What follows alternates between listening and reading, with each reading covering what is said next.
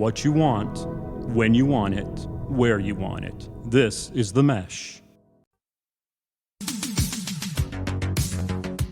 Brothers in Tech is a weekly podcast focused on personal and home technology, helping provide you, our fellow brothers and sisters in tech, with some information, assistance, and recommendations. Hi, everyone. This is Brothers in Tech. My name is Alan Jackson. To my right is Brian Jackson. We are brothers. We are the Brothers in Tech, as the name of the show will clue you in on. And Brian, how you doing, man? Good. I'm good. Did a chatbot write that for you? Because that was just eloquent, perfect. Yep. Right. I'm using artificial intelligence to completely write all dialogue spoken by me today. Thank you for doing that, Alan Jackson. No, the fact that I sound like an AI bot is what's concerning to me. So no, that's probably the truth. That was good. That was good. Yeah, I'm good. I'm good, Alan. Yeah. So for people that for people who that are just usually what do we do? Yeah. Well, for people that have listened before, know that this is generally the only time Alan and I talk, and but today we talked twice. Alan, this was a very unique day. Yeah, that's why today's felt so weird. It did feel weird. Yeah.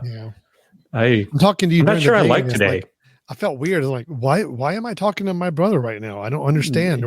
We're not on a podcast. We're not talking technology. What is the deal? So that was it was all right. It was nice. Yeah, I enjoyed it. Well, we'll have to cut tonight short because I can't handle too much of you in one day. Right? I do have a timer I keep next to me to track the amount of time I speak with you. And there's an alarm that will go off here in a little bit. It'll probably let me know I've reached a limit. I need to cut it off. So cool. Good. Okay. Enough with the quote humorous banter, which I know is not humorous at all. But welcome to Brothers in Tech. Brian and I are brothers. We do talk technology. We love talking home, family, and personal technology. Could be apps, could be websites, could be gadgets, could be home automation. We just talk about things that everyday people use technology for and how to make the most of it or how to learn to use it better. And every week we tackle a different topic that we like to dig into. And that's going to be the case for this episode. We have a topic that we're going to be discussing in a little bit, and that is designing or our perfect email program. Now, email nirvana. Before you get your hopes up, we're not going to tell you how you can get the perfect email program because I don't think it's been created yet. Nope. What we're going to do is share our features and things that we have used or experienced in other programs, and we kind of throw it all together, Frankenstein it together into a list of features that are going to be the things that we feel like a perfect email program should have for us to sign off on it. Now, if you are a developer, this may be a great opportunity to listen to what we need. And Brian and I may be very excited to talk to you about a very personal, private email app you developed just for us. As long as you're not concerned about making money from it. You just want to satisfy two podcast hosts. We may be in business. We'll see. Yep. But I mean, Alan, come on, let's be honest. If we like it, all of our millions of listeners will like it. That's true. So there's a good chance that a lot of our people, if even a fraction of our listeners listen to it, he might get a couple bucks out of it. So that'll be pretty good. Listen, I will guarantee this developer that at least 10% of our listenership would join on this. Now, he doesn't need to know, he or she, they do not need to know how many people that is. Right. But I guarantee we can get 10% of our listenership to buy into your email nirvana, which I know that will be wonderfully curated by us throughout this episode. Yeah, that's the overall goal. But for everybody else who's not a developer looking to develop an email client, we hope the conversation is going to help you see some different features that are available in various email programs right now and find out if there's some that maybe you're missing out on, or maybe you should look at a different client that can provide you different features you are looking for.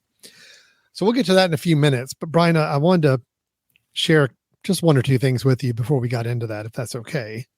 Well, it's going against your time, but whatever. Sure. So we talked about AI a few weeks ago. Had a good conversation about artificial intelligence and kind of what's happening with artificial intelligence. We talked about it both in creating text and kind of being a chat bot to create dynamic text for you based on what you're asking it or having a discussion with it. But we also talked about creating images using artificial intelligence. What was the service I demonstrated? Is it DALL-E? DALL-E. Is it DALL-E? DALL-E.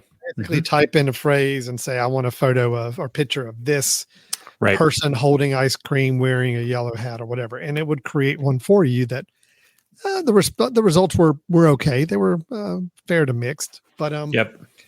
I wanted to share with you, and I'm going to give proper credit to the Twitter account that this came from. Here's the Twitter handle up on the screen. It is Ham Carless. Then his name is Cam Harless, but his Twitter handle is reverse letters Ham Carless. He is, Nice. I believe, a designer or artist, but he spent some time on on one of the graphic photo AI systems that he's obviously very good with, as you'll see in the results. And he created a giant picture of all of the presidents of the United States that we've ever had. But he's calling it the Hell Yeah edition because he's basically taken the president's photos and turned them into let me just show it. And we'll Okay. So here we go. Now this is going to be really small on the screen, but I'm going to zoom in on it a little bit for you. So let's zoom in a little bit on these. This is all of the presidents of the United States, but I want to start with the most recent ones. Here you see these are the hell yeah versions of our presidents. Joe Biden in the bottom right, Donald Trump, Barack Obama's got a great, just a great look to him. George W. Bush, man, they made George W. Bush look. Wow. Yeah, really that looks good. like. I mean, he's like that's a cross between MacGyver and I don't know, something from Dallas or something. And that I don't know. That's pretty impressive. Bill Clinton, not too bad. Bush. I mean, this is just great. I've had so much fun looking through all of these. Let's go back up to the oldest ones up here. George Washington, Thomas Jefferson.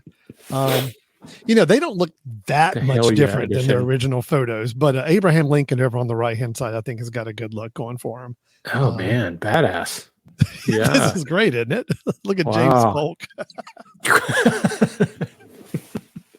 Anyway, so for the people that are listening and not getting to enjoy this visually, I'm sorry. This is pretty. It's pretty much throwing some badass hairdos, maybe some glasses, maybe some additional facial hair, a lot of mullets, a lot of mullets, a little bit of mohawks.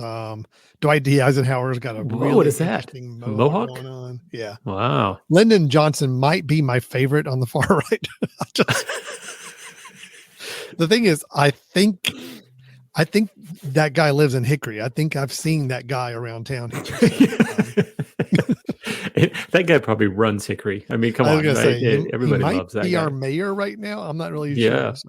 And John Kennedy, man. John F. Kennedy, of course, that was, he's badass anyway, right? I was going to say, that's pretty impressive. Tons of work to get that one going. But no. Anyway, these are all AI generated portraits of our presidents where it just takes a dash of Easy Rider, 80s Southern rock and mix it in and just make some badass versions of our presidents. There's some hair bands in there. There's some, mix it in. Yeah. Go down and show Clinton again. I want to see Clinton. Oh, yeah, hold on. There's Clinton. Oh, yeah. So, and Herbert Hoover looks like Kelsey Grammer. I don't know what's going on with that, but oh yeah, Kelsey. Yep. Kelsey Grammer with a Wolfman Jack haircut on. But anyway, I encourage you guys if you're listening on audio and you want to check this out, go to on Twitter. His handle is Ham Carless. That's HAMCARLESS. It's just, just because we talked about AI a few weeks ago, and the photos we were generating were not anywhere near as good as what you're seeing here. So this guy's obviously got a good handle on how to make it work. But some interesting stuff being done with AI these days. So nice. And who said AI wasn't going to be good for us as a society. I mean, look. It obviously is paying benefits already, right? That's right. Yeah, that's so good. I just thought that was fun. All right. All right. Well, let's see. I don't have many updates for you, Alan, except one that might be helpful for some people. Last week that we talked about streaming sports, or was that the week before? That was last week. Last week. Okay. Yeah. So for those who listened last week, we talked about kind of streaming services for sports. And one of the things we mentioned was Apple TV just starting the MLS season last weekend. And they opened up a free MLS weekend where anybody could watch. And then lo and behold, I realized just probably 2 days ago. So I did turn on maybe about 15 minutes. It looked good, right? Yep. I think, Alan, you and I talked about it. It's like it was nice. Graphics were good. I watched some of the Charlotte match, and it was. I mean, I enjoyed it. Yeah. I mean, I don't know if it was crazy better than a normal display, but the fact of being able to switch quickly, watch others, see all of them in one place. And even I think you get to choose your audio on some of the games. You could choose your audio, which was kind of nice. I didn't play with that, but yeah. Yeah. But the other thing I was going to mention is just on, I think it was Monday, I saw an article that said that if you're a T-Mobile user, you get the MLS pass for free. So of course I am. So I went real quickly, looked into our T-Mobile kind of what are your benefits, and sure enough, it said click here and you get the entire MLS season for free. So I've got that for free. So if you're a T-Mobile user, that's something you can get for free right now. And maybe that's just another quick side, Alan, that I don't think the phone companies do a great job, probably purposely, of telling you when you have these benefits. Because if they already have you, there's really no need to tell you about it, right? But if you haven't gone to check maybe your mobile service app and just see what else included. Some of them are including Netflix for a few months. I get Paramount Plus for 6 months. I get, I think Netflix, if I were to sign up right now for T-Mobile, you get Netflix. So I would suggest people, and this is probably a good thing for everyone to do, just double check to make sure there's no free services that you're missing out on because you haven't checked the app, right? I don't think they're very good at letting you know if you're already locked in. They don't need to tell you. So. Yeah, I've been an AT&T customer for way too long, and I'm sure there's probably things included I'm not being told or aware of. I have to go hunting and find myself. So, yeah, it's a good call. Yeah, no, I enjoyed the Major League Soccer broadcast. Yeah, not to the point where I'm going to become an avid watcher or sign on for the season pass. But, right. You know, Charlotte, North Carolina has a MLS team, and it was kind of nice watching them on an Apple generated broadcast. I don't know. It was kind of cool. So, I'll just remind everybody, the assumption is that, I mean, this is a test case for them, right? They're seeing whether or not people like the fact of being able to have it in one place, but I expect all streaming sports services to get much better very quickly because we talked about before, there are so many things you can do when it's a digital streaming delivery of information. Statistics, different angles, different commentators, different audio streams. All of that is now possible if you've got people doing a digital streaming delivery of that content. So, buckle up. I think it's going to be incredibly interesting to see how sports change. And to me, this Apple TV is their dipping of the toes, and I expect next season to be incredibly cool. I expect their push for another sport to be really cool. So it's interesting. So yeah, anyway, that was my update. Apple, do us right. And MLS, Major League Soccer, yes. There's a big fan base for it. Next up, you got to hit the cornhole circuit. Cornhole is huge right now. You'd be able to get the statistics behind cornhole. Yes. Exit velocity, exactly. I need the true second screen experience where I can pull up stats and I can pull up all the information about the match. Let's do it, Apple. What kind of beef jerky are they eating in between? Yeah. Major League Soccer caters to 95% of the world's population. The 5% it doesn't cater to are the people around me where I live. So cornhole might reach them. So let's go with cornhole and see if we can capture all of Okay. the rest of the world at one time. Yeah. Yeah. All right. Well, I will. And laughing about it real quick, Alan. I do wonder who's going to make a push for NASCAR. Yeah. If you think about it, there are so Mhm. many ways of different Yeah. angles, different announcers, different audio beam over here inside a car, being able to. Yes. There's so many things, and Being able to flip between a race, a track view, and an inside the car view for one particular driver, if you have that option. Sure. That would Split screen. Yeah. That would be amazing. Yep. Yeah. So I don't know. I haven't heard of anybody making push for that because they keep those on network TV, but it won't be long. And NASCAR loves a good dollar, so they'll figure out a way to offer a good package for that. So very cool. All right, good cool. follow up to nice segue from last week to kind of follow up on that topic there. So Brian, let's go ahead and jump in and talk about our topic today, which is email programs. We have talked about email programs a fair amount on this show over the last few years for various reasons. I think because of what we're going to talk about tonight, I think we've talked about email because we don't feel like we have it right yet. Nope. Nope. I don't know about you, Brian, but I really, if I think about the applications or programs that are on my computer and running and I'm interacting with the most percentage wise on a daily basis, it's probably emails, the highest percentage. Web browser in that neighborhood, maybe second, but web browser covers a lot of ground. Email is a lot more of a singular purpose app, but it is crazy to think how much email is up and running and I depend on it. So it's why I tend to get very finicky about how my email programs work, what features they provide, what features I feel like they're missing. And when they're missing a key feature, it's tough. It's very difficult to handle. So what's your relationship with email these days? I mean, it's very similar. It's the one app that's always open on my on my computer. I'm using it 80% of the time that I'm on a computer.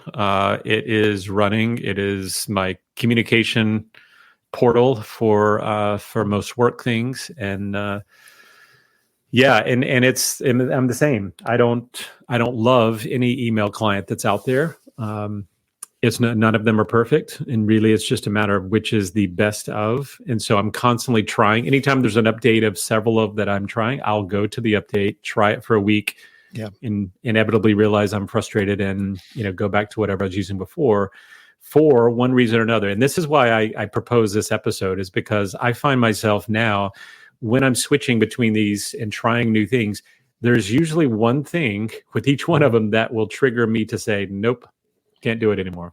Right. I can try for a week. And then there's one thing that I go, okay, I can't get past that. Nope. And I'm making note of what some of those things are. And I think it's helpful for us to, talk about what those are, what the triggers are. And then, as you said, let's get into some of the really cool things that I think are being used on some email clients.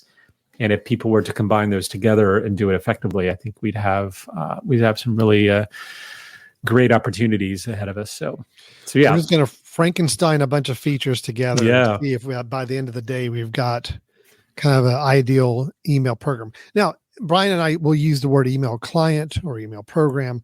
We're basically talking about whatever the application is you're using to check your email. Now, some of you I know are using Google, like Gmail with the web interface. Great. That is technically an email client. It satisfies that requirement. And yes, I've used the Gmail web client as well. I like a vast majority of it, but there's a few things that are hanging up some of that as well. So we're mainly talking about the programs, the apps that are really dedicated, meant for email, but not to discredit web interfaces, because that is an option. Can I just ask you, Alan, why I have thought about this, but why do you not use a web-based? So because nowadays they are, drag and drop is there, move things around is there. With HTML, the newest versions of those things, you can do that. But what is it that keeps you from using it? Well, I have 6 email accounts that I use. 2 of them are Google based. Okay. So the idea is that I've got 2 different Google workplace accounts that I am not, or at least the last time I attempted to see if I could bring in like a third-party email account into the Gmail interface, along with having dual two Gmail accounts running simultaneously in the same inbox. Yeah. That did not seem like a possibility at the time. Right. Right. That was my big hang up right away, is that, yeah, Okay. if you're only a Gmail user, if you have a Gmail account and that's all you need and you're happy with, and that's all the email you need, the Gmail web interface is really good.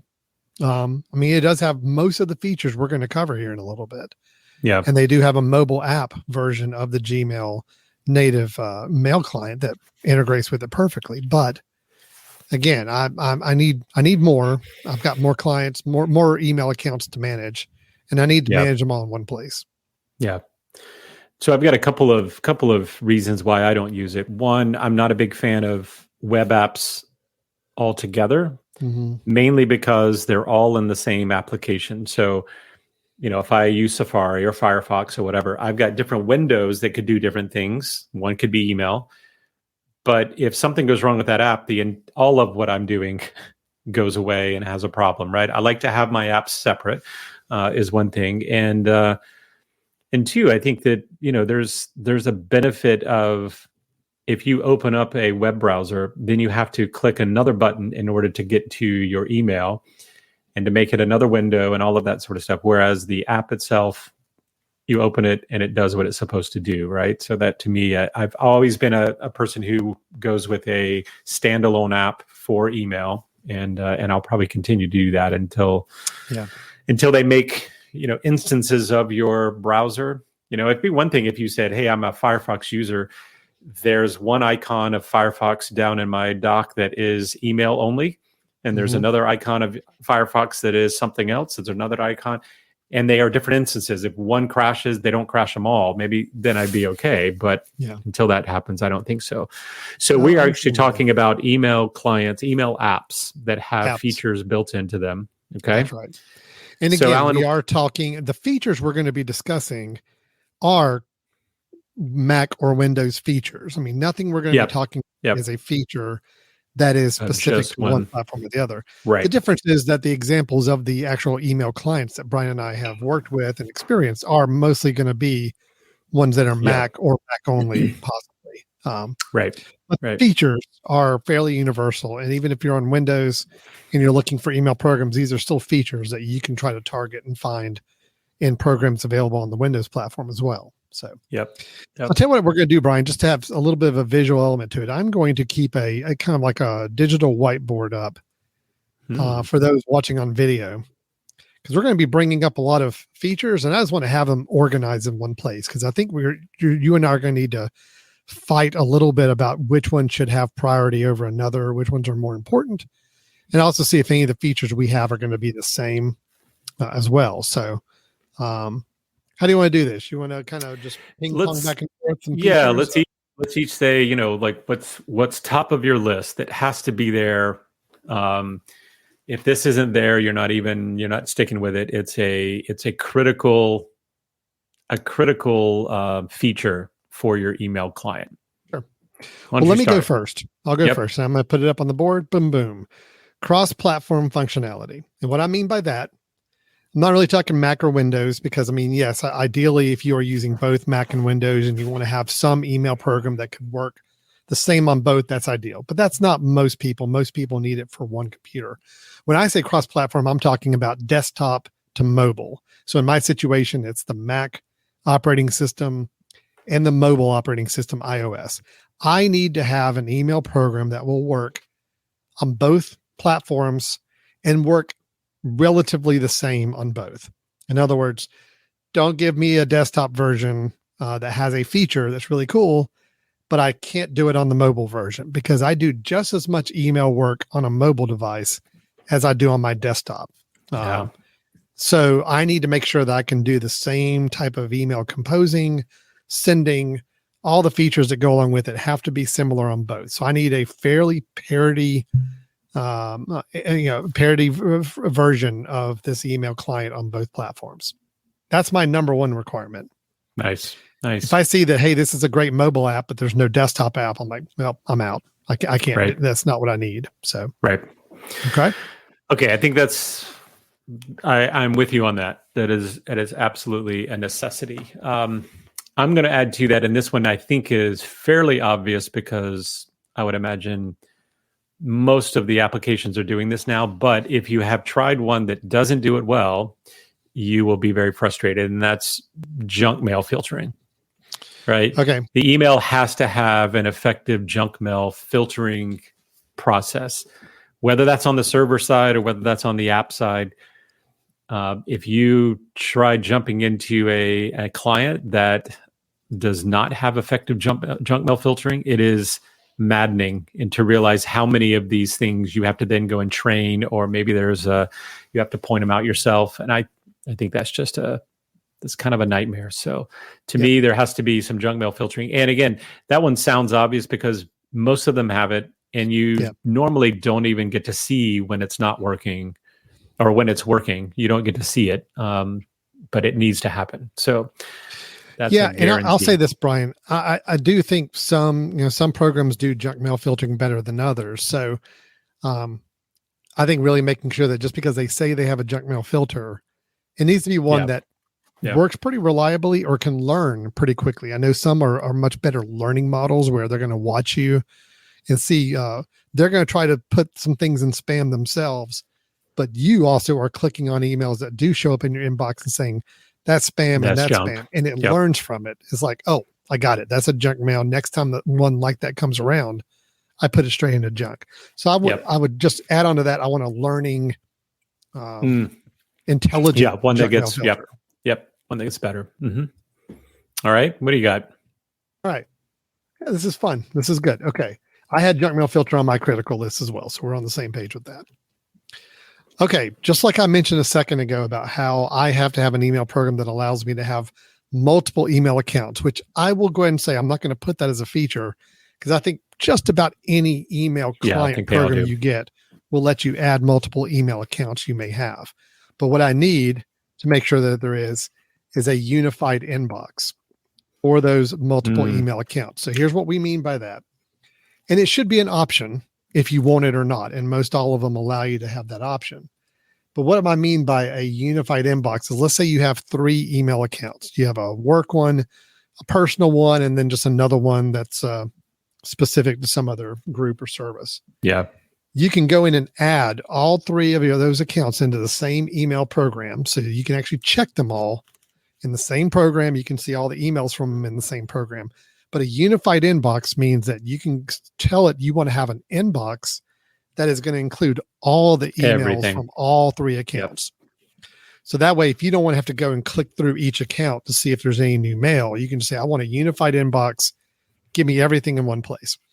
My days, Brian, typically just run together. I don't really have I'm at work and I'm just focused on work emails. And now I'm more focused on this kind of emails. And now I'm just going to pay attention to these. My day is kind of all over the place. My nights are kind of all over the place. So I like having everything funnel into one place. I don't miss it. I can see it and I can decide how I want to manage my day from there. So unified inbox, but it has to be a choice. Can't be forced. Can't be saying that that's the only way you do it.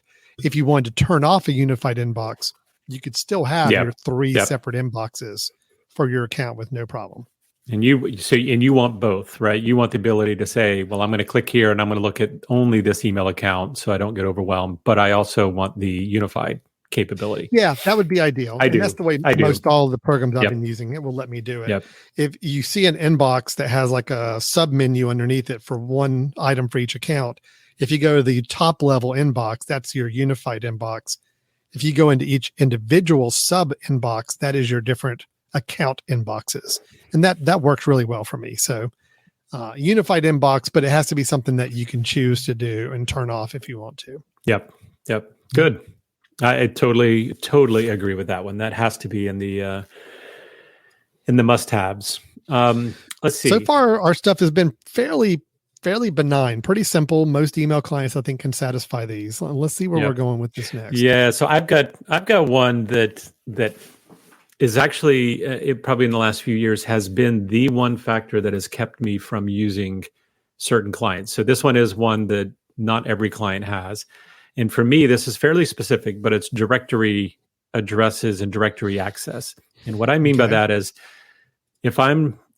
so I think we've talked about it before, I'm with a university, and if I'm sending an email to someone that's at that university and I start typing their name, I expect it to search my directory, the university's directory, in order to fill in that address.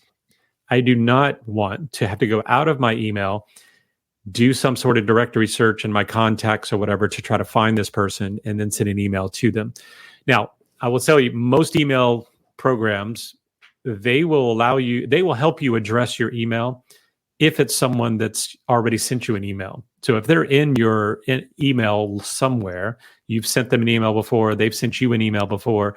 If I type in Alan, it fills in all the Alan email addresses that I have and probably lists them out so I can click which one I want to send it to. But one of the things that has kept me from using a number of different email clients is the ability to say, if I start typing John and I don't have anybody in my email anywhere that has the name John, but they're in the directory for the company I work for, or they're in, my contacts or something in a different way, it needs to show me all those potential Johns. So I've actually left, being a university person, I've left a number of email clients because what happens is, I have a student in my class, Alan, and I know their name, I know their first name, but they've never emailed me. I've never emailed them.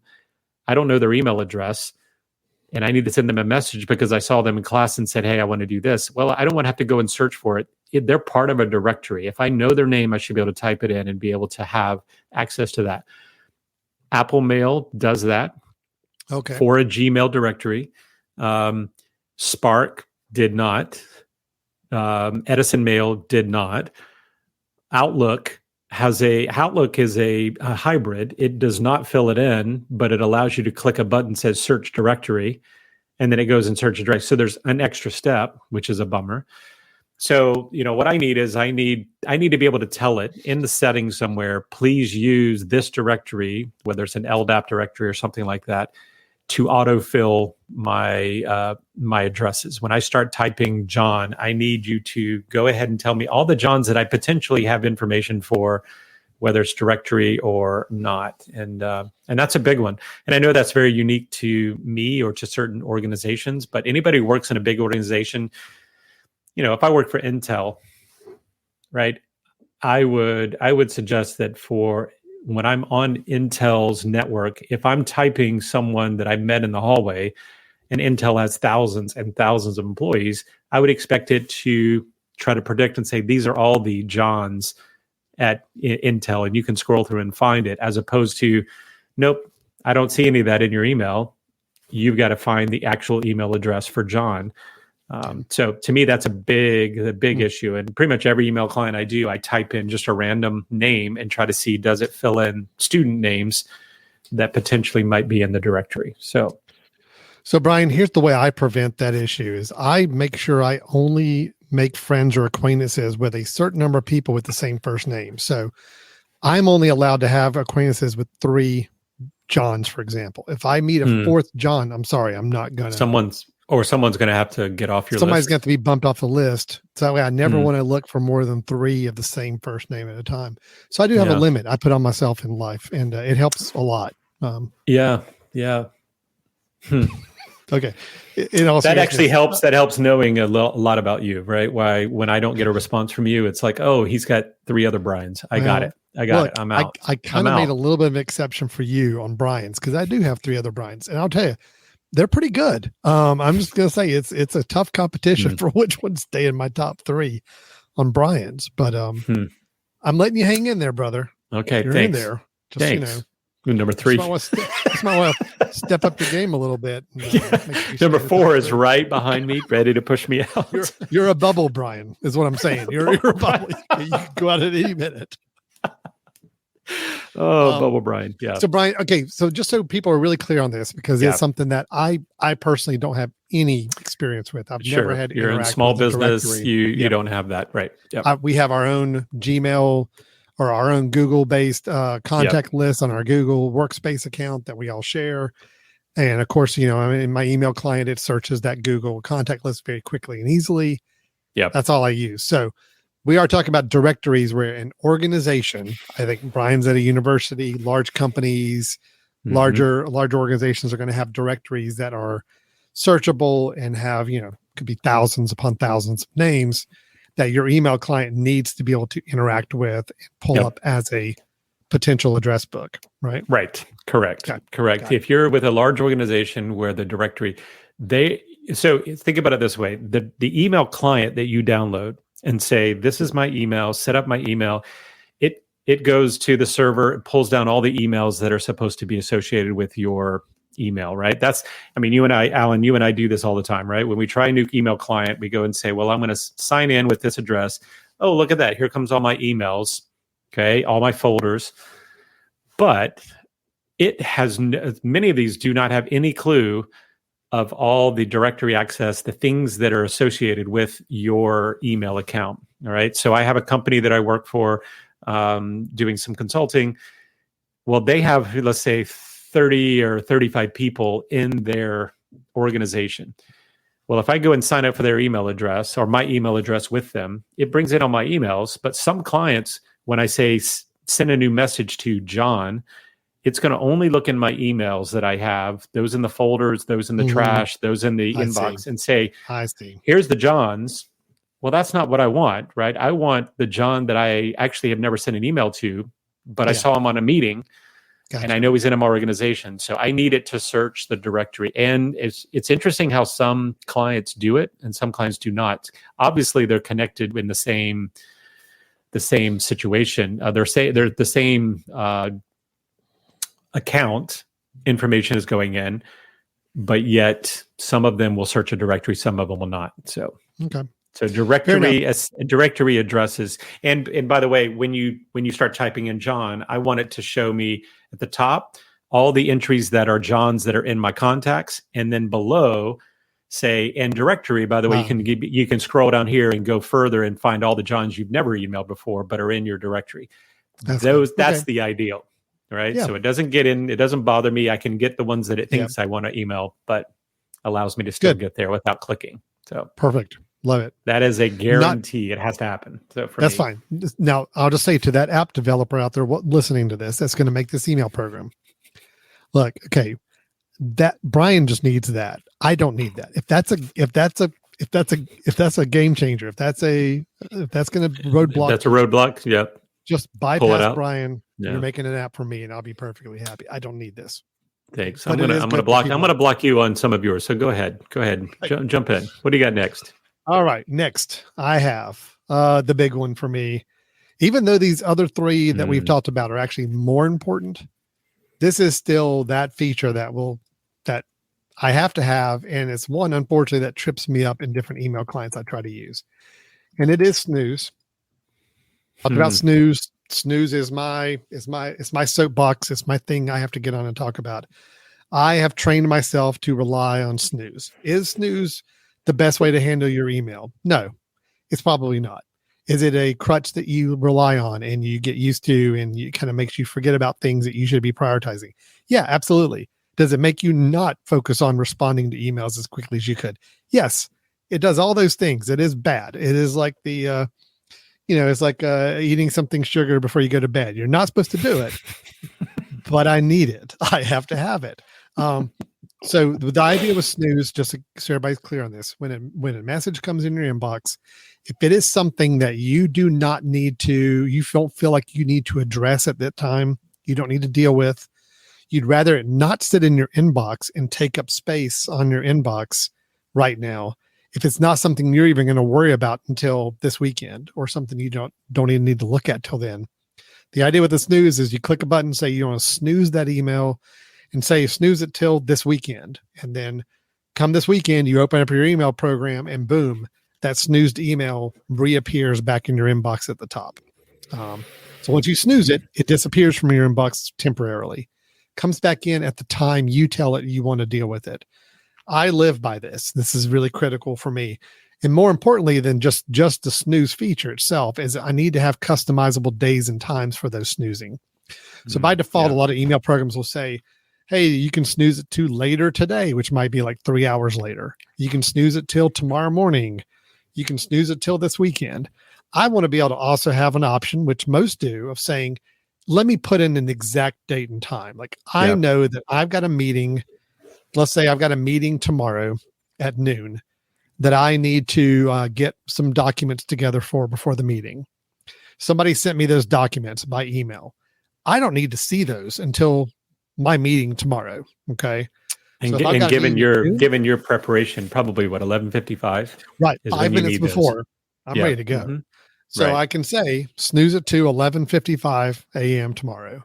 So that means I don't have to be able to deal with it until 11:55. Boom, it pops up at the top of my email. I'm like, oh yeah, I got a meeting in 5 minutes. Here's the documents I need.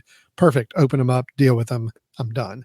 Yeah. So I need customizable dates and times along with some presets. You know, you can go ahead and say, well, what is tomorrow morning? Is that 7 o'clock for you? Is that 8 o'clock? Setting those standards so you have some quick snooze options, but also you could customize a very specific date and time. So again, snoozing is critical. It is the reason why I can't use Edison Mail right now on the desktop. As much as I like everything else about that app, I can't use it until they have a snooze on the desktop version. I can't use Apple Mail. They do have add-ons for Apple Mail that will allow you to do snoozing. You can buy a plugin to add to Apple Mail that will give you snoozing, but it doesn't happen on the mobile version of Apple Mail. Right. Which is why, going back to point number one up top, yes, it violates the cross-platform functionality. So, I was going to bring that up. I'm with you. I love snooze, but I don't use it. The only reason I don't use it is because I keep bouncing between email clients trying to find the perfect one. And if my desktop and my mobile are not synced, I will not use snooze. So I have not taught myself to use snooze. I mean, I love it when I do it, right? It makes total sense. It allows you to go to inbox 0, which of course I know is the Zen thing of always leaving your work every day with no emails in your inbox. They're either foldered, snoozed, or dealt with, right? I would love that. And the only way to do that would be snoozing for me. But I'm just not to the point where I have locked in on one that I know I can use it with. So that will work with the iOS. Yeah, that's right. You need a reliable cross-platform version that you can settle on and say, this is going to work. And then you can probably jump back in the snooze world. Well, Brian, I've talked about my woes with Spark. As much as I love Spark, it is the email program I'm still using day to day today until another better option comes around. It does great snoozing, all the capabilities and features. It's doing everything we've talked about up here so far. But it's the problem where they have a bug in the version of Spark that I'm using where I still have to go check my snooze folder because some email I snoozed has been automatically changed to just snoozing until someday, which means that's your generic, like, I'm just going to put it aside and it's never going to come back in my inbox unless I go and bring it back in, which is not the way this ought to work. If I've got an email that I need to have come up tomorrow and it doesn't, that's a problem. So that's the fear people have with snooze, right? Is that if I snooze it, it goes out of my view and I don't think about it, and it better not have a mess up where it gets lost, right? Because I'm trusting that it's going to come back at the right time. So that's a horrible bug. That's an absolutely horrible bug if that has let me show you just something here, Brian, really quick. I'm actually going to share my screen for a second. I just want to show you what I'm talking about here because I can share this window. All right. So this is my Spark email. Okay. I've got my inbox. I've got all my email accounts. You see over here to the side. I got a unified inbox, which is really nice for them. I can go back and do. Here's my snoozed folder. These are the items that I have chosen to snooze. And if I go and look, there are 2 emails right up here that are snoozed for someday. I did not make them Sunday.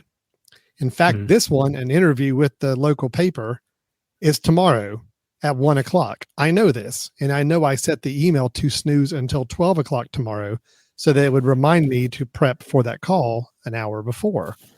But now it is set to someday. So if I did not remember that phone call tomorrow, or I saw it pop up on my calendar, but this email doesn't show up in my inbox, I did not get the email to remind me to prep for it. So this is the fear, and this is why I have to either find a fix or get another email program, because everything else is perfect with this email program. Just that is my hang up right there. So yeah.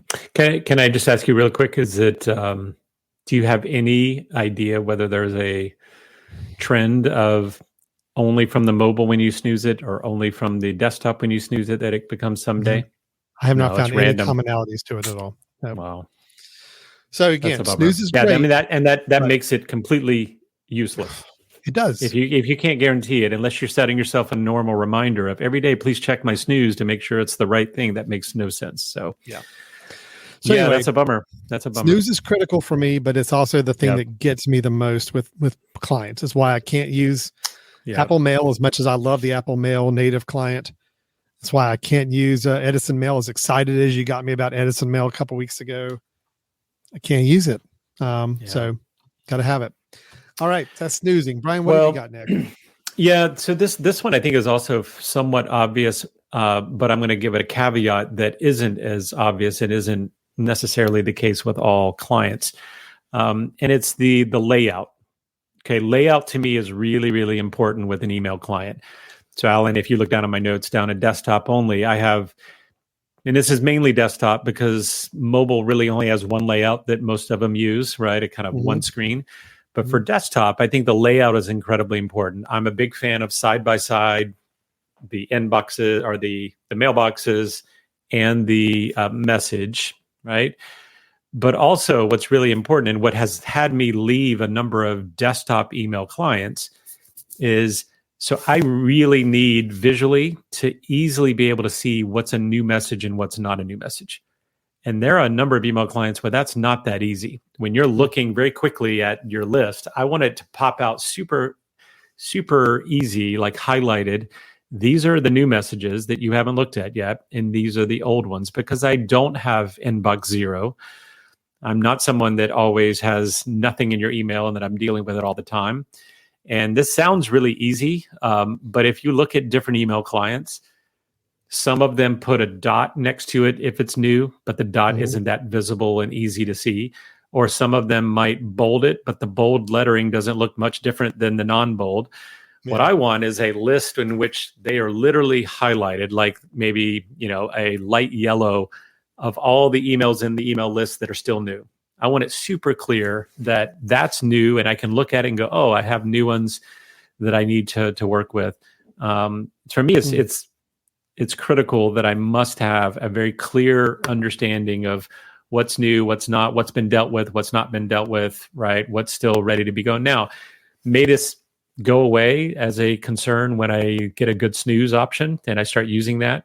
Maybe, right? But currently, no, right? I've got lots of emails in my inbox and they're still there to be dealt with.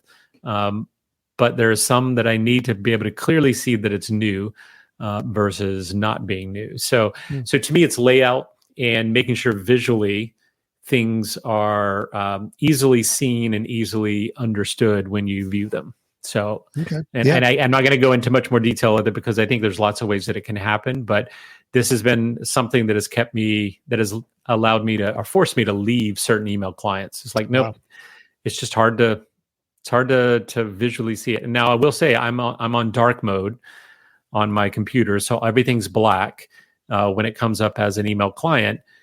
So maybe that's where some of this comes in, is that on maybe a light mode, I might see it a little bit more clear, but I need something that highlights things very clearly to say, this is a new message. This has not been read yet. So that I don't have to look for small dots, or I don't have to look for bold, which bold doesn't stand out all the time. So I can see that. Yep. I'm with you on the side-by-side layout. I know some email clients have really tried to push for a different type of layout with newer versions. Not been a fan. I still need that, sidebar with all the emails in a certain inbox and then clicking on one and seeing it in the panel off to the side on the right-hand side. I need that layout. That just works better for me. I think it's more intuitive. I admire anybody who wants to try a different layout for email, but ultimately at the end of the day, it still needs to come back to that. I don't have as much of an issue with the clear highlighting. Those seem to pop out okay for me, but with different email clients, I'm sure there are probably more challenges there for standing out. So, okay. I'm going to bring up one here. I'm almost at the end of my have to have Of your list. have to have some, yeah. Yeah. Templates. Hmm. So I have talked about templates before as well. Templates are an idea that you craft a form of an email. Like, let's say you have a certain block of text or a couple paragraphs or a certain way you start an email, or maybe even a consistent subject line that you always want to have. And you want to have these templates ready at your disposal. So if you've got like a form letter, let's say if somebody emails you and you always find yourself writing the same exact response to people. What's great is have a template and say, okay, just pull up my template window, choose the template I want to create a new message from, and boom, then I can just go in and fill in the specifics. Some templates I use, actually Spark has really good templates. I can actually go ahead and pre-populate what email addresses are in the to or carbon copy field if I needed to in a template.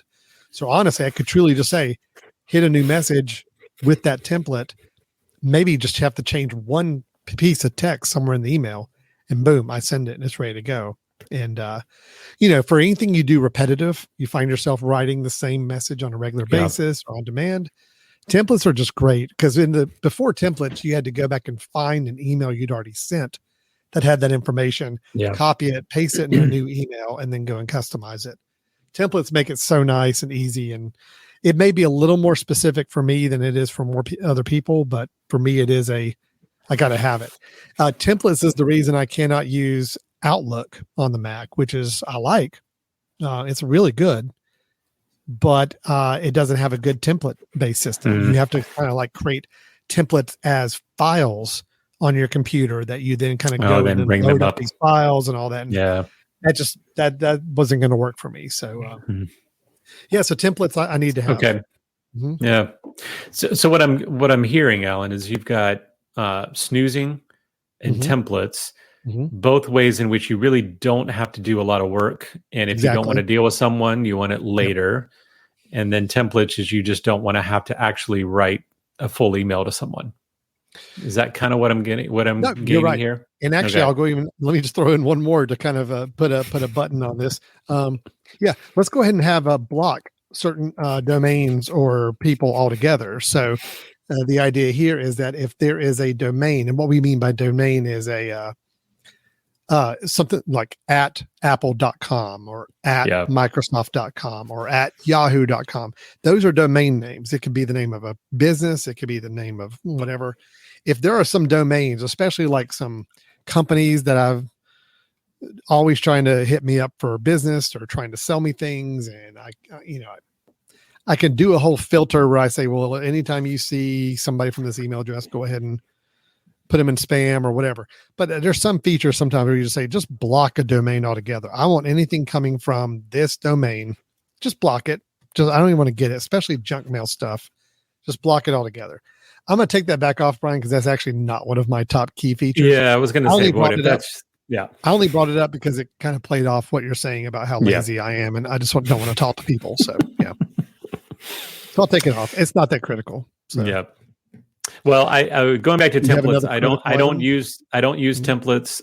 I should use templates. I find myself repeating the same thing over and over and over. It's very similar to snooze. I just haven't found a good method for it yet. And until I do, I probably won't use it often.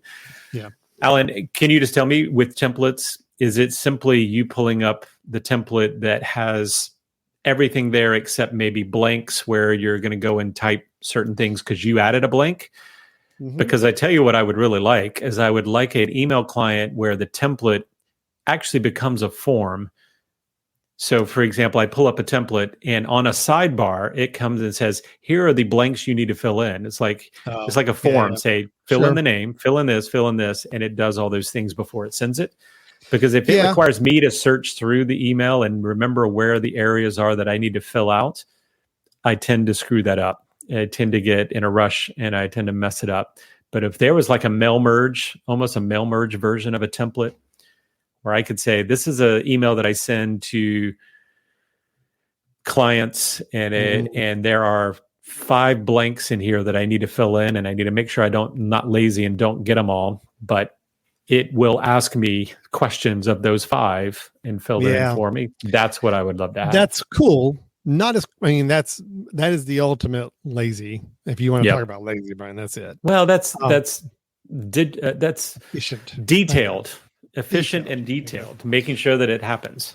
This is the way templates are handled in Spark, which is what I'm currently using. They're very similar to other apps, but these are all templates on the left-hand side. These are emails I send out on a monthly or quarterly basis to a batch of number of people, but each one's different. So I can't just go in and put everybody's email address into a blind carbon copy and send it out. I have to actually go in and personalize each one. But what I can do is when I create a new email, I can pull down from a menu and say, I want to use this template. That template's already got carbon copy addresses, it's got the subject line, and it's got the text. I just have to go in and put in the two, like who is it going to? I just drop in a new email address, hit send, and send it. And that's it. I do have to like copy in a file, like attach a file to it. But that's it. I just put in a two and I attach a file and I hit send. So it's super easy at that point. So you're not personalizing that thing at all. Yeah. Not that particular one. Now you can have a template where you do personalize parts of it, but this one, and that's what I want. I want the one. I understand that part, and that what you just showed me, that's great. If you got the same email, it's same page, you're just basically redoing it every once in a while. But if I wanted to actually look as though I give a damn and address them by name or whatever, how mail merges tend to have the name in block quote that, if I grab the name, I want it to pull up a little sidebar that says, okay, in order to send this, I need to know this, and this, and I need to point to the attachment that I know you're going to put in this. If you did that on the side and it said, we will not send it until you filled out these things because I don't want you to look like an idiot, and for to have a blank or to have something else, boy, that would be fantastic. So I'm going to say in here, like an automatic template wizard. Yep. Some sort, right? Yep. So now we're going from maybe the required to the ideal, like the aspirational, right? Yeah. Sure. Yep. So far, Brian, on our list, I know we got a couple more to bring up. I'm going to do this because there are two items here that I think are a little more unique to us, each of us individually. What I'm seeing so far is I've got 6 items up there that I think are universal between the two of us that we both need to have and want to have. So far, so good. Okay. And then we got one feature that's a little more unique or a little more specific with each of us, but still critical for each of us to have in the email program. So what else do you have? Do you have something else on a critical kind of have to have list? Critical. Well, okay. I'm going to give one more because this has also led me to drop a number of clients. Is the search feature has to be effective. And by effective, I mean, if I type in a person's name, I expect to see every email in which that person's name is mentioned, every email from that person, every email that I sent to that person, and hopefully the ability to search or to filter based on those. Like, oh, no, show me only emails from that person. And I expect it to search all of my email accounts, even the trash. And I tell you, the number of clients that don't do this well, Spark does not do it well. Edison Mail did not do it well. Outlook has not done it incredibly well. But I need the search feature to be, because I do this a lot, right? I have a lot of email folders where I store things away and say, I might need to get that one later, but I don't know where they are. I have lots of folders. Maybe I need to do a quick search that says, John. And I expect it to then quickly go through and say, all right, are you looking for this John? And if so, we will search emails, we will search calendar events, we will search blah, blah, blah, blah, blah, everything that's attached to it. And I tell you, they just do not do it well, or they don't allow you to train the search. To me, that's the other thing. Search is something that's probably fairly personal that, you have a way of searching that you expect it to show up versus me. You should be able to train it and say, this is what I mean when I search for something. I want everything that I've sent to a person, or everything I've sent from to come from a person, or, if it's a word, I want you to tell me all the emails that it came listed in a subject only, or, body. A lot of the search features are just really, really bad. And again, I know it's because it's personal, but there needs to be personalization that can happen within a search engine. So unfortunately, the one email delivery system that does the best job with search like that is Google's on the Gmail interface. Yep. Google's got the search down pat.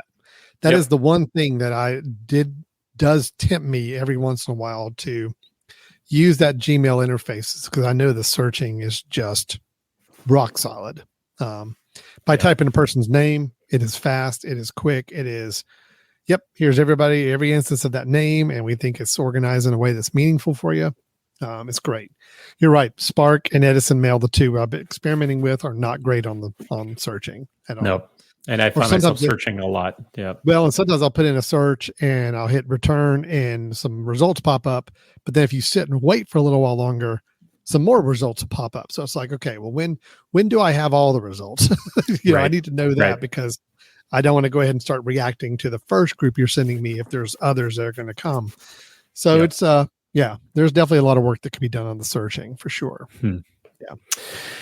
Okay. So what are we missing anything on your list of critical? Okay, critical, not really. There is one item I've got that I feel like is nowadays kind of a have thing. Okay. That I think you've got as well. Yeah, I've still got a lot of things that are going to be distinctive factors as why I might love one email client over another. Well, so I think that the next thing needs to be like, okay, beyond, everything we have listed there, if it doesn't have those things, I'm not going to use it at all. Well, now the issue is what's going to get me to choose one over another one, right? Okay. Well, then here's one feature I'm going to throw up here that I feel like nowadays is still pretty critical, and it's integration with other apps. Now, this list of apps I've got are ones that are good for me, but they could be other apps that other people use. But having the ability to integrate, some of the best email clients I've played around with, may link up to your Zoom account. So that way, if you, it knows to automatically translate Zoom invitations into Zoom events, and you can have a one-click button that just sends you right to the Zoom call directly. That's great integration. That's some nice features to build in. GTM's GoToMeeting. So if people use GoToMeeting or something instead of Zoom. Asana is a project management tool I use. I talked about as a bits a while back. And some great email clients will integrate with Asana and say, hey, I can turn this email into a task or a project item on an Asana project with one click. So whether it's those apps or others, to me, the integration with other apps, I think is kind of it's not as critical as the ones above it. That's why I've got it kind of late in the list there, but it is something that I kind of expect nowadays with any modern email client. So, yeah, I'll go with that. I don't use it in all the clients. It's certainly not going to keep me from using a client, but when it has it, it does open up lots of opportunities for why it could be useful. Let's do this. I'm gonna. You're right. It is something that if I found an email client that did all the things above really good, but it didn't integrate with other apps, that's okay. I can make do with it. I can make it work. So I'm going to change it a little bit. And I'm going to actually make this kind of our ideal features. Okay. And we'll just do a quick hit list of just some things that would be nice. Don't want to spend a lot of time on it. We're already at our hour, Brian, but let's kind of just throw out kind of a quick hit list of things that would be really nice to have in an email client. Even then, knowing everything above this list up there is things that are pretty much we got to have. Right? Yeah. Okay. So I'm gonna list one, Alan, that I think I think you mentioned is not as important to you, but I have become a huge fan of an automatic filtering of emails in the inbox for like focused versus other emails. Yeah. And I know that kind of can come back to the junk piece, but I'm not talking about junk. I don't want it to get rid of certain things for me. I want it to filter out the ones that it thinks are really important to look at and see, and the ones that are you want to keep, but are do not need to be in front of you right now. So newsletters and things like that. Spark does a great job of kind of separating things by newsletters and by, people, and that Outlook does a great job of focused versus other. Edison Mail does a good job of saying focused. I think the focus is what the term they use. Yes. So when they do that, it's in automatically sorting through your emails to move the ones that it thinks you need to see from people that you know in your contacts, and then the others that are usually newsletters, things that it thinks are probably not that urgent. So I'm a big fan of that. Yeah, no, I'm with you. I had focused inbox as one of my, or inbox organization is one of my options. Same idea. Say, look, if I know something, if it knows something is a newsletter, put it in the newsletter category. And so that way it doesn't clutter up my inbox with actual emails I need to read and respond to. And I can tab over to the newsletters and read those as I need to at my leisure. Like you said, I don't want them thrown away. I don't want them deleted or spammed or anything. I just need them set aside into a different category of my inbox. Yeah.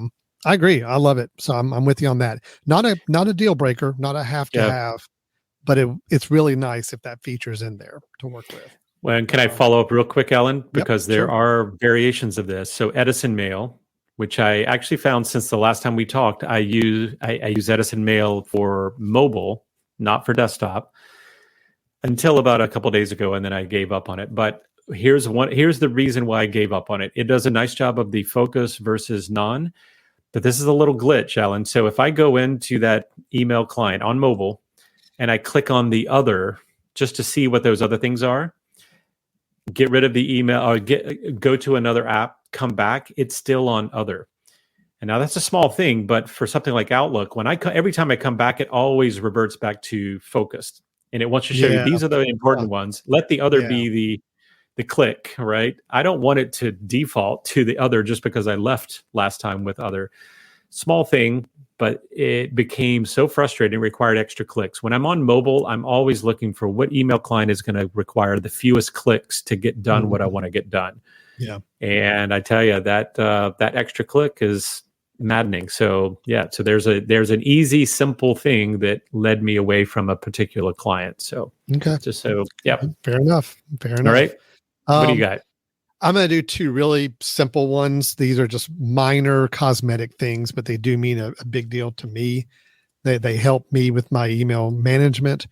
I'll put them up here again. Not have to have, but would be really nice to have. Color coding the emails of some sort in my inbox with that unified inbox. So if I've got my 6 different email accounts, if I can set a color and say all the ones from my Film Society email account, have those kind of tinted or maybe a color bar on the side. Yeah. It shows me that, oh, hey, these are all for that account. My personal ones are green. My work ones are blue, whatever it may be. So I can quickly view and see those like at a glance if I've got a unified inbox. I love that. And then having the option to turn on avatars. And by that, I mean either photos or images or, if it's connecting with my address book, and my address book has a photo of that person and that person sends me an email, if I were to have that little image of them to the left of that email as it comes in as an option, for me, sometimes visually, it's a lot easier. I can see when something's coming from a company or versus a person I know, or if it's not someone I know, it's going to have a generic little icon there, which means I've never interacted with them before, or I don't know them very well. It's nice. Again, it's not a deal breaker. I've used email programs that don't have them, and it's fine. But I really do like it when they let you turn on avatars if you want to. It takes up real estate on the screen. I realize it's not for everybody, but something about visually being, I'm looking at my inbox right now and I can visually see, like, FedEx sent me an email. Well, I've got the little FedEx icon that shows up next to their, I'm able to see that right away. Patreon, I see its icon. I see a YouTube icon. Love that. I'm like, I got it. I see these emails visually, and it helps me identify if there's anything really important going on there I need to pay attention to. So that's kind of two cosmetic things. They're not critical, but they are nice to have for just digesting your inbox when you've got a lot of emails to go through. Yeah. Cool. I agree with you. That's that's really all I've got on my I have one big last item I'll bring up in a minute. It's my future dream option, but I don't think it exists. Do you have anything else? Yeah, let me do two things. One is a mobile only. Okay. And this has also led me to So right now, I think, Alan, I've talked to you in the past that Outlook on mobile to me is still the best mobile email application there is, or at least for my use. It does everything that I want. The one thing that Outlook from mobile does that it really frustrates me, okay, and it has to do with my two features here. One, I think that a mobile app should almost always be the important things, like the buttons that you're going to use, need to be one-hand accessible. The bigger the phone gets, right, I should not have to put my other hand up there to touch another corner. I need to be able to do it with my thumb for one-handed, right? So I'll tell you, I love Outlook and how I can, from one hand, if I'm looking at a list of emails, and if I just click and hold on an email, it automatically selects that email and makes a check mark next to it, which means I can then go and click on any others to select lots of different emails at once to be able to delete them. The problem is when I do the selection, and let's say I've selected, 5 that are all in right there, and I go, I don't want to look at those. Click, click, click, and I want to delete them. The delete button is all the way at the top. No. Yeah. If they would have hit the delete button at the bottom, like Edison Mail does and some of the others, if that delete button would have been right there, I could do everything with one hand. I could select several and delete without having to deal, or not just delete, move them, right? If I want to move them all to one folder, or I want to archive them, they missed out on one piece, right? And having that trash can down low so that you could do it with your thumb when you're selecting these things. So that's one, is if it's on mobile, they really need to focus on one hand use, right? So you can see it, swipe it, select it, delete it, all these things with, one hand rather than having to reach across. Because as the phones get bigger, you need two hands for a lot of these things if there are important issues on the top side of the phone. Sure. Okay. Agree. So I'm going to give you one more thing, Alan. And on this one, I'm going to do a little show and tell, if you don't mind. Let me just show you really quickly. I'm going to share my screen if you don't mind. Mm-hmm. And this one, I'm not sure if you've seen this, but I found it the other day. Incredibly interesting. Okay. So the other thing that I'm going to mention just as a aspirational piece is the AI integration in using artificial intelligence to help you with your emails. Okay. So Alan, I think I told you about one of them, which was, Canary email is one that would actually help you send your emails. So if you told it, I'm going to shorthand that I want to send Alan, no, listen, I don't want to do that. It will then it will change that into Alan, comma, I really don't want to do that. How about we find some other way to do it, from Brian, right? It kind of fills some of those things in. But let me show you one that, and this is incredibly cool, and I hope others will do this.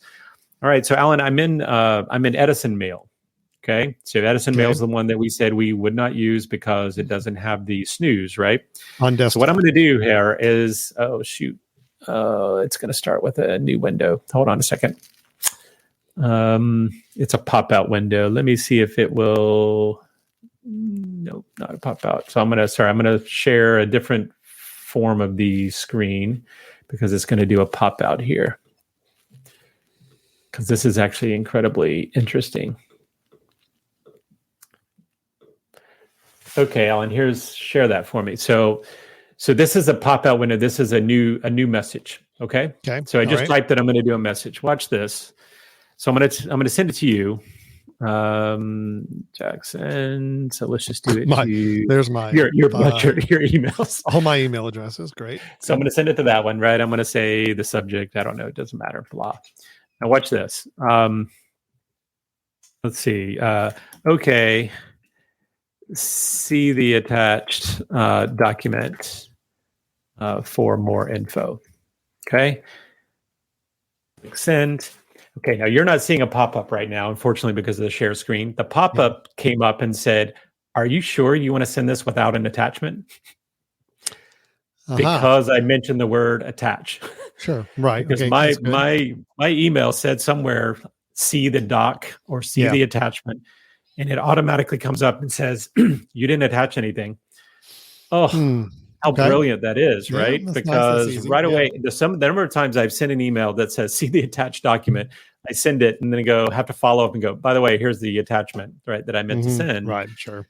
Oh, See, that's an AI integration. That's artificial intelligence basically looking into your email saying, is there something you meant to do, right? Because you mentioned the word attach somewhere, or you mentioned the word file, or you mentioned the word, that you're going to do something. So I just wanted to mention that. To me, is where email can become incredibly useful and efficient when AI starts to build in and says, hey, listen, for example, a lot of the emails, Google does a great job of this. It says, I see that you have a receipt for Travelocity, and it looks like you're going to be traveling on this day. Should we go ahead and put it in your calendar?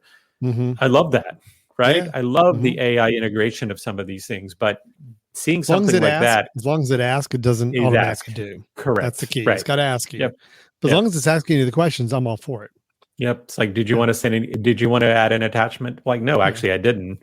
No. So I mentioned attache, right? Or something, and you thought it was attachment. I deliberately want to frustrate the person I'm sending it to and tell them there's an attachment and not attach it. And then when they write back and ask, did you send the attachment? Say, yeah, I did. Why did you not get it? Your email program must suck because you don't have your attachment. So I'm gonna mention it. I'm gonna put AI integration as a ideal thing to include, and you can just maybe put in parentheses, as long as you ask, as long as you confirm. Right? I took down the list is now too long to put on the screen. That's fine. So I'm just fine. We're good. We had our list set up. Here's my ideal feature. Again, I do not think it exists in a pure form anywhere, but it is my goal. Knowing how much time I spend in email, and I need in my life one centralized location for all messaging to happen in my life. Because right now I've got email, I've got messages, which is Apple, iOS, text, chat, whatever. There's Twitter, where I get direct messages. Sometimes I need to respond to. There's Facebook Messenger I need to respond to sometimes. There's LinkedIn messages I have to respond to. Okay. And they're all in different places. What I really want is a one singular shop to say I can tap into all of those other communication places and have any direct messages come into my inbox as messages. Maybe they're filtered separately as like social messages, and that's fine. But if I were to look at them and respond, it would then pass my response back out to that service and post it as a response. That's my dream. That is Where did you come up with that dream, Ellen? I think you might have mentioned it. And then ever since you mentioned it, it's all I can think about. There are two things that I've done in these years that we've been together that I can consider brilliant. One is bits, and the other one is the mention of a unified communication application. I'm like, oh my gosh, why is this not exist? Not perfect. It is not perfect. I look. I could right now. I could say Alan. I could type in Alan Jackson. I've got little red dots all over these places. Okay. Slack, Facebook, Twitter, Messenger, all that I'm supposed to respond to. All these things I'm supposed to go and look to and respond to separately. Funnel them all into one inbox. Let me respond to it just like I type an email, hit send, and when I send it, it replies it on Twitter or it replies it on Facebook, Messenger, whatever. I don't care. How about because of that, how about you have a universal keystroke on your computer? Control Command N, which just pulls up a new message, and then you get to decide, how am I sending this message? And then you type in the person's name. So I type in Alan and I go, hey, cool, Facebook Messenger or LinkedIn or Asana. It just seems like integrate with the directory of those services. Totally. Yeah. It's like I pull up Alan's name and I say LinkedIn, and he goes, oh, well, I have Alan on LinkedIn. Here you go. Okay. Go ahead and send it. Asana. I have Alan on Asana. Here we go. Do you want to do it? It just seems like communication can be handled the same way on all of them. Some of them have signatures. Some of them don't have signatures. It doesn't matter, right? It's just a one-stop communications app. What if I said also could be a text message? Also could be a voicemail type to voice thing. It's like I could communicate with one location and reach all those people. I think it'd be amazing. I think you may have mentioned when you brought this up a long time ago, we know why this doesn't happen. Of course. Because then I would have very little reason to ever go onto Facebook. Right. Then I would have very little reason to ever go to Twitter. If I knew I could actually send and receive messages, direct messages from this one mailbox app, then I won't go to those social apps. And if I don't go to the social apps, they don't get to sell ads and gain engagement or anything else. So that's why it doesn't happen. And I Of get course. it. But there's And gotta be a way. if it did happen, someone would be doing it kind of on the, on the down on the low. outskirts, Yeah. exactly. And it would get taken down after 6 months, and we'd have to rebuild Yeah. it and all of that. But I will say this, and I don't want to it'd say be too brilliant. loudly. It'd I be don't want to say brilliant. too loudly to get anybody ideas, but I would pay a monthly fee Oh, there's no to question. have that kind of feature. There's no Okay. question. Yeah. No question.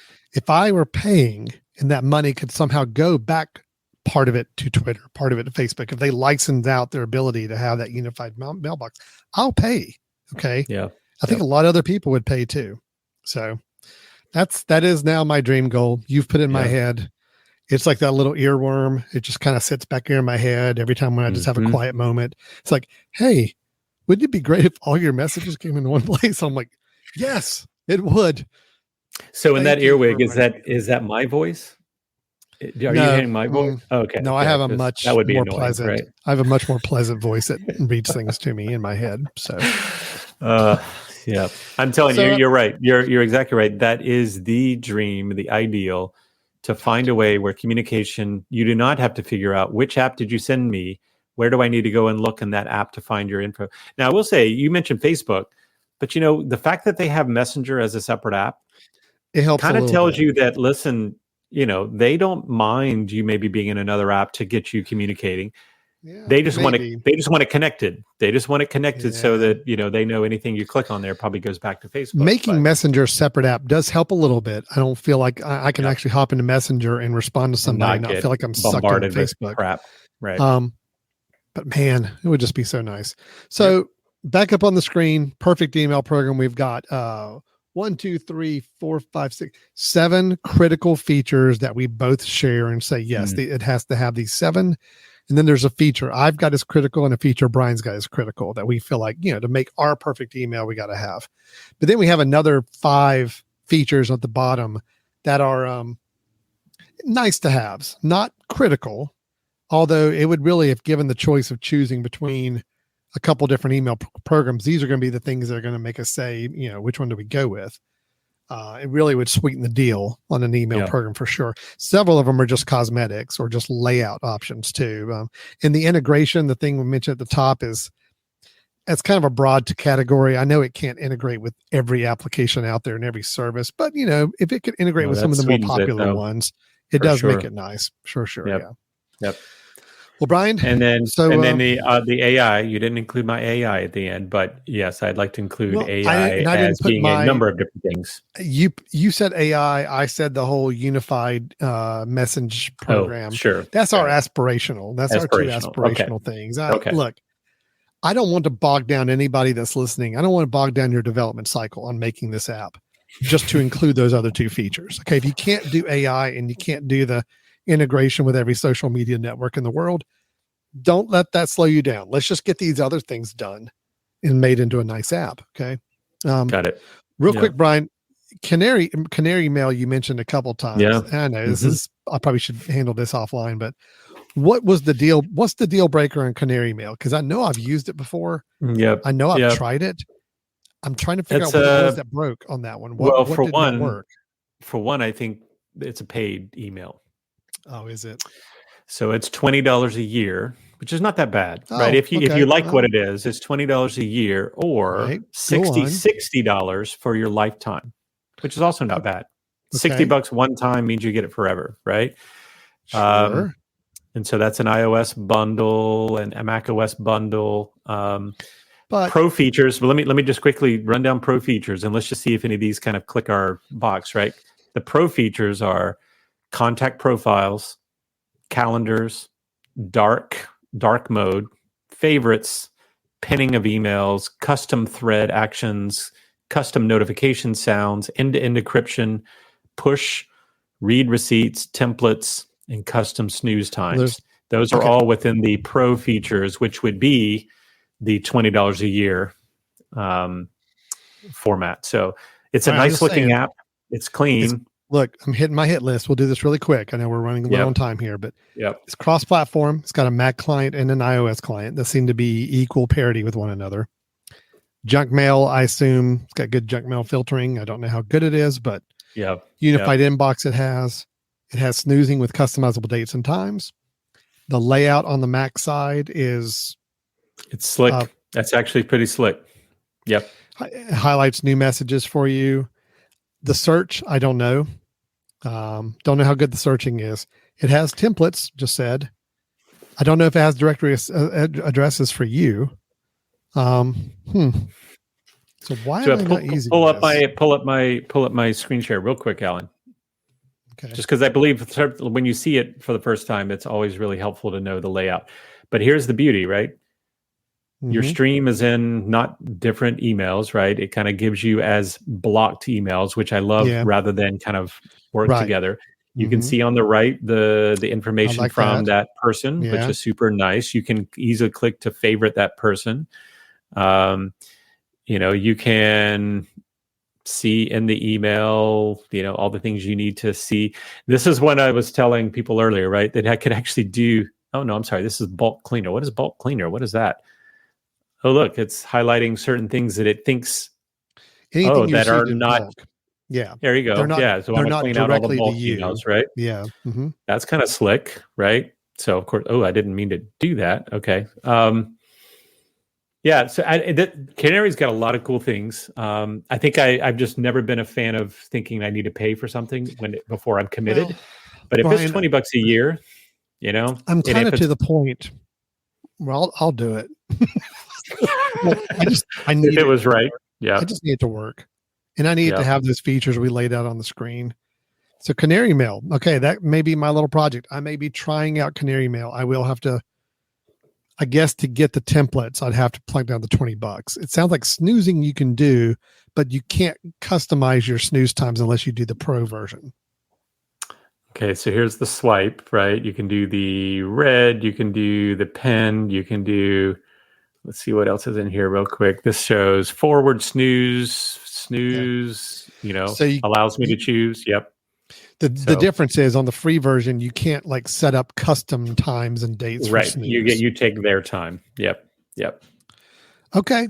All right. Look, but this may I be tell you my what, little look at these cards up here, Alan. There's some really cool things. It's like Copilot is what sends emails for you or words them appropriately, secure sending, adding favorites, adding templates, customizing your email actions about quick response, discover mode, right? Which is kind of nice. It says some productivity sorts of things. I mean, I don't know. It could be an option. I am not going to say it is because I know I got screwed last time when I said it and then kind of messed you up at the end. I'm the one that please took take the a lead look on this. I took the Please lead take on a this. look. I said, why not this one? Okay. It's that's got gonna calendar. Be my new one.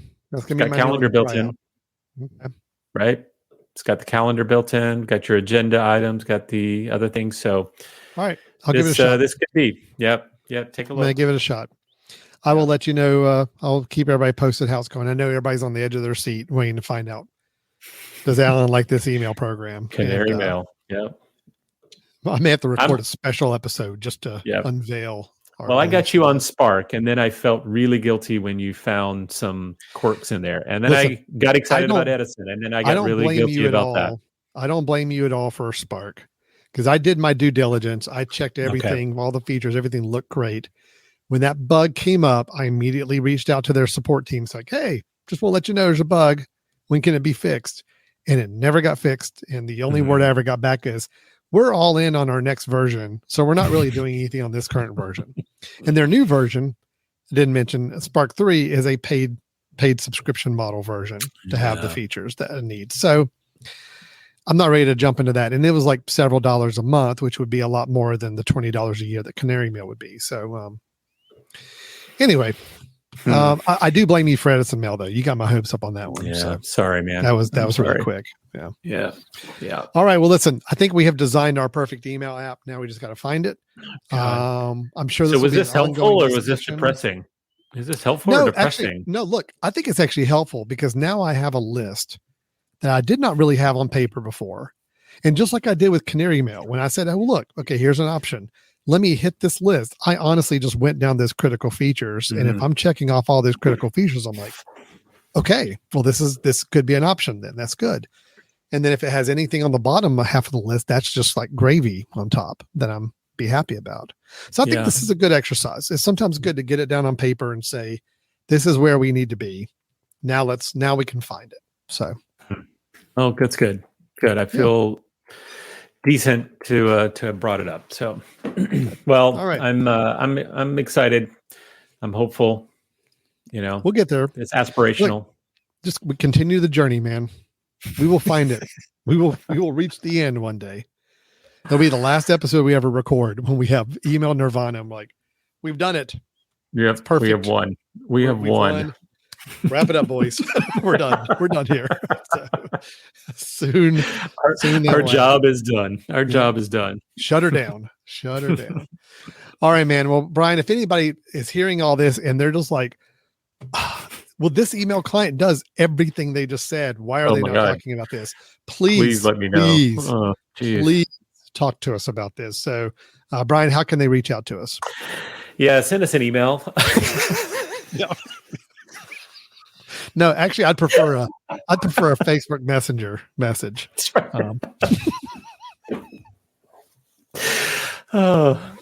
Send us a woof, right? Wasn't that the Office, right? Send us a woof.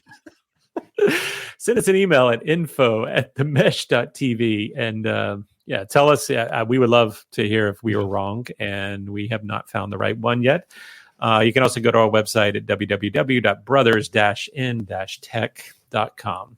So. All right. Well, we're going to go and wrap up. This is building the perfect email program. I think we got pretty close to what we need. Now let's just see where it goes. Thanks to everybody for watching or listening. We will be back next week with more talk. We're going to lay low on email for a week or two at least. So let's not talk about email. At least 2 weeks. At least 2 weeks. Okay. At least 2 weeks. Yeah. Yeah, let's lay low. We'll have some other topics to bring up. We'll lay I think low. we got some other interesting things we can discuss. So, all right, everybody. Thanks so much for watching or listening, and we will look forward to talking to you next time. Take care. Bye-bye.